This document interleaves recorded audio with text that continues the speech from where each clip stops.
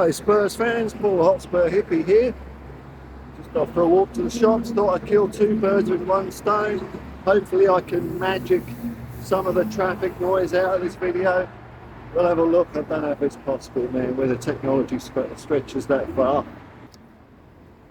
So it's a day later after the Fulham game now, and I think I'm more at one with the whole experience. The team didn't play well, we know that. I was just on a stream this morning with Jacob from United Spurs of America, and he had a good point actually, and it's not a point I disagree with. Look, I think when it comes down to this whole match is, the worst thing that Ange could be guilty of is doing too much rotation and maybe not doing substitutes early enough to change the momentum of the game. I mean, that's just managerial, that's just mistakes, you know. Where I draw the line is I don't believe that Levy or anyone else at the club has put pressure on Ange or has told Ange to prioritise Premier League games over cup games. I can't see Ange doing anything like that, because I do trust the guy. So then the question is, well, why so many changes? And I guess one question could be, well, why not? Why not? We're supposed to have a squad of 25 players, and our first 11's all right. But what about the other 14? Is it just now an accepted fact that those players aren't good enough to get us a win or a performance? Why are they there then? Why shouldn't Ange be able to call on these players to do a job? Why always have to rely on the same 11 faces? It's supposed to be depth. You know, I'm an old guy, I'm not used to all this rotation stuff anyway, man, you know. It used to be the same 14 players you'd see all season, but now it's 25 because, bless them, they could have little rests and be at prime fitness. But you'd think, if you want to compete with the best, then you should be able to pick any of your squad of 25 players, and they should be able to do a job, especially against comparable opposition like Fulham, or a team that's on paper not as good as Tottenham. I think the timing of the cup game was also unfortunate in that it was 2 days before the end of the transfer window, and as Ange said in his press conference, well, when am I going to get a chance to look at these players then? Could he have really done it during the first 3 Premier League games? I'm not so sure about that. You want to get something rolling, get your football played the way you want it to be played, and then see who can assist with that task.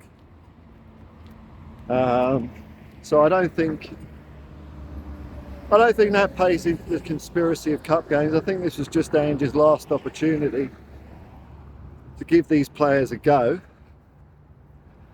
and see who he can rely on. And I think we've seen who he can't rely on. And look, I can only be only so upset about this because before the game, when the lineup came out, I wasn't sitting there poo-pooing it, saying this isn't good enough. I was excited for the game still because that team looked like a very similar lineup that did the job for us against Barcelona, or not quite finished the job, but put in a decent performance. So I didn't really pick that they would be that bad myself. So I can't really be a hypocrite and say, well, before the game I was happy, and then we played the game, now it's all Ange's fault because he picked the wrong team. At the time I thought it was fair enough. And I did want to see some of these players. A lot of us did, you know. We wanted to see Manor Solomon. That's the main one I can think of. Very lacklustre performance. We're really sure. I think Ange has seen, because I've also heard people say, well, Ange should have known that these players aren't up to it, and I don't think that's fair either, because he hasn't seen them playing in anger for him. Totally different, totally different. You can't just go in the history books and have a look how he played under different managers and assume that that's what players are going to do. Otherwise, Yves Bissouma wouldn't be getting a look in now. If we were looking at tapes of last year, who would be picking him? No one. So Ange has, he's made it clear in several press conferences that he wants to get a look at the players himself. That everyone has an opinion, and but he's the man that has to make the big calls on his own merit. And the only way he can do that is by seeing, feeling, experiencing what it's like to manage these guys in competitive games. What I'm hoping now, though, is that now that we've seen how shallow our squad is, will Tottenham spring into action in the last, at the time of recording this, 45 hours of the summer transfer window. Just did my shopping in the middle of the sentence there, or between two sentences. So, you know, I am disappointed to be out of the cup, and I know it has maybe the appearance of us not taking it as a priority, but consider if we'd put our first team in there, we would have won. I'm sure we would have won. But what would Ange have learned about the rest of the squad?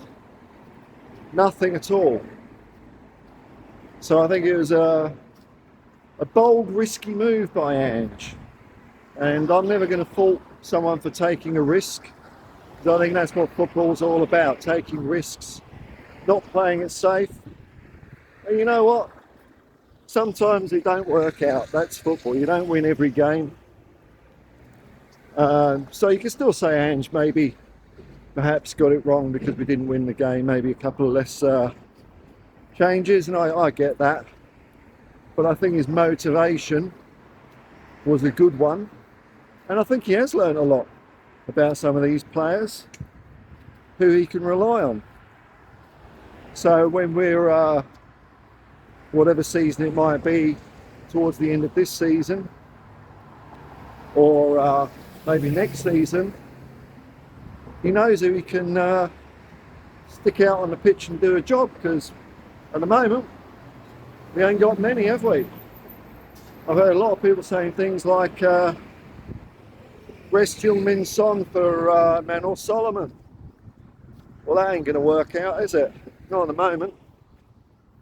Or play this player or play that player. Well, we've played them, and now we know the difference between, especially our first 11 midfield, who are always eager to get the ball, Maddison, Bissouma and Sarr.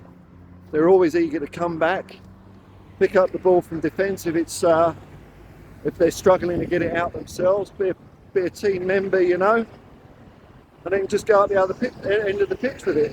Whereas last night what we saw was, or yesterday morning, whenever it was Lo Celso, Skip and Højbjerg all hiding. So, okay, we lost the game, but I think Ange has learned a lot, and I think he needed to learn that. So, I think in the long run, even though I hate losing, and I hate losing going out so early in a cup again, I don't know what else Ange could have done to find out the mettle of his players. Maybe changed a couple less, that's true. But then you're not going to learn as much, are you? If they're being carried up by our star players. One bright spot, I think Dane Scarlett And a nice little cameo, you know. And it's interesting that that was the first substitution that Ange made.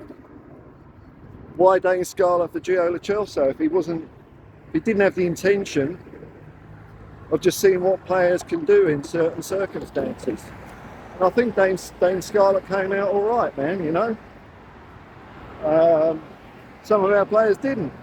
So let's just see what happens in the window. I think Ange has certainly got himself enough ammunition, though, to make a very strong case to the owners of Tottenham Hotspur Football Club, the greatest team the world has ever seen, to do some business. So we'll see how that plays out.